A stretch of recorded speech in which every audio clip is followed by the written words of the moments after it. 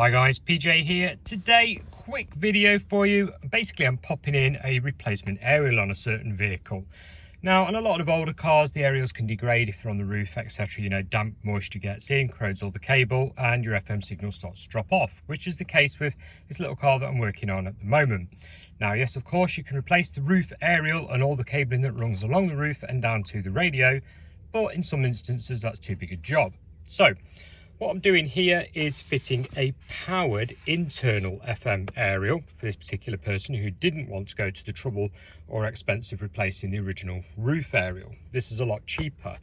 So these aerials are normally in the region of £5 to £10, or a very cheap sort of effort, and they are powered. Okay, so it's got like a little signal booster built in.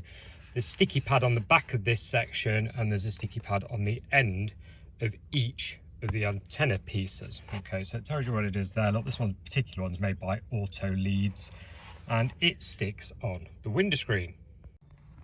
So I've put it as high up as possible. This is the interior mirror just here, and basically we've stuck it to the window there, right up there. It does say you can pop it above the dashboard, but higher up is better.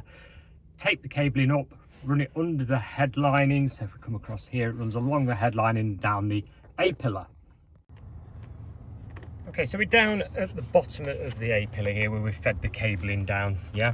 And these aerials have 3 wires. So there's a black wire, an earth, which I've connected to an original earth on the vehicle, in other words, bare body work there. There's a power cable, which we're going to run along under the car and pop out where the radio is. So we're going to connect this to the ignition live of the radio. So in other words, the aerial amplifier only goes on and off when the radio gets powered up. Last of all, you've got your aerial plug. So basically there's the glove box. We're going to go along and up to the radio for the aerial. Quick tip for threading cables from one end of a dashboard to the other, or through, you know, various little cavities in the vehicle. Get yourself an old bike brake cable or gear cable, etc. They're like flexible outers. Tape your cable in to it, push it through where you need it to go. So in this case, we're up here, look, and then basically pull it all the way through. With all the wiring ran up through the little radio hole, you can splice into your ignition switch, like so. So in other words, just chop the red cable, pop your power cable in and crimp it all together.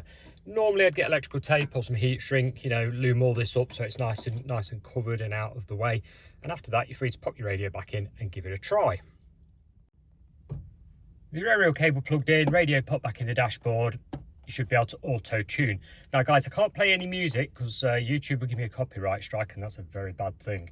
But as you can see, if I just do a quick scan, it's locking on straight away to radio stations, no problem. Now before, this particular radio in this vehicle, you were lucky if it had locked onto one. Even manually tuning it into a frequency was, you know, a no-go. So there you go. It works perfectly. It's a good idea. It's a cheap option, guys. So give it a go. And if you're stuck, that's how you fit it. Thanks for watching. Bye for now.